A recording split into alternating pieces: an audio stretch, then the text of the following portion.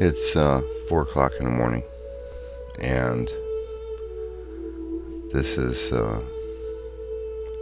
another attempt to record The Widow's Cliff, which is a title poem from The Widow's Cliff and other poems, which can be found at Amazon, Barnes & Noble, Kindle, and it's on the Nook. The Widow's Cliff. I recorded this originally. Not recorded, I wrote this back on June 8th, 2009. They saw her there at a distance, a dot, a spot, resting upon a waving field blue-gray, buoyant, face down, afloat amid the rolling waves.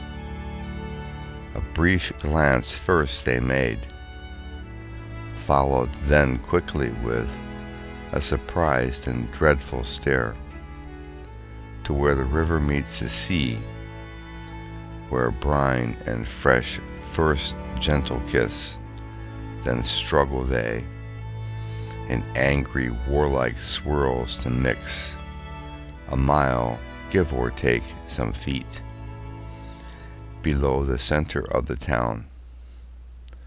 And sure they were, without much studied thought, that the town council, 6 men, 2 women, society's voted cream of crop, would surely profoundly frown if they knew her naked body was floating slowly out to sea.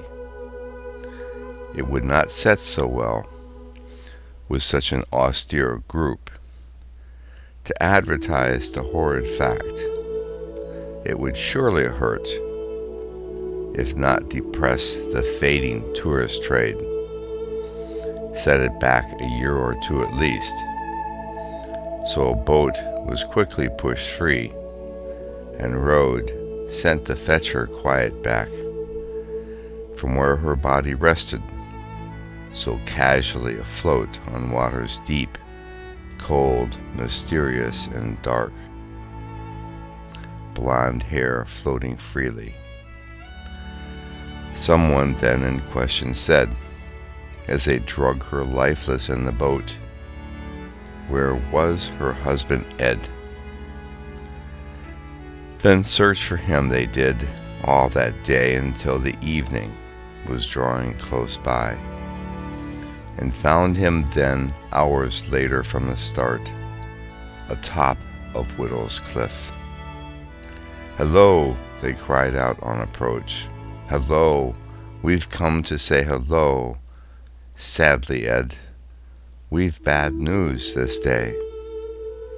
But then drew they up short in horrid dismay, for there Ed sat, composed, relaxed upon the wavy grass, brown, rough, upon which no animal would graze, salted by the wind carried in drops from the sea, better refuge for life which hid from sight.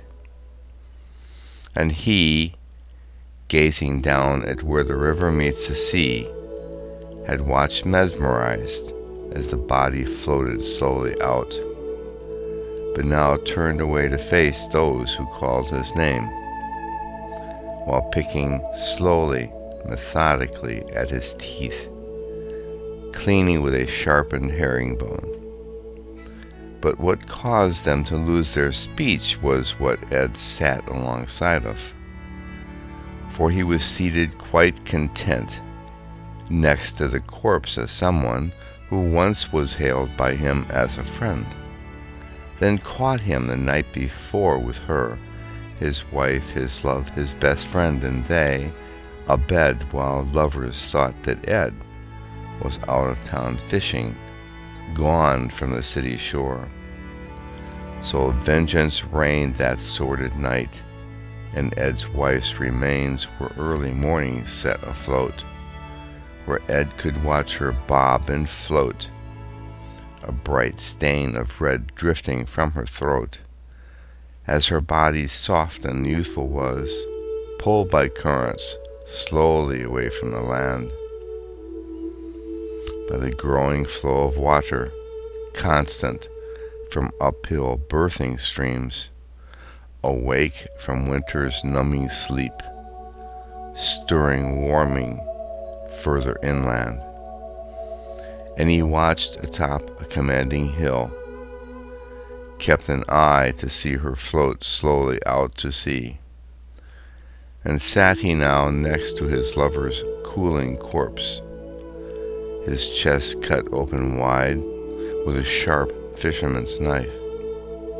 And Ed, smiling his very best, offered the finders a share of his wine and a bit of his uncooked lunch, from where he sat upon a rock with blood-stained shirt, hands, and face, dining most casually, carefully, slowly, daintily on his wife's dead lover's heart.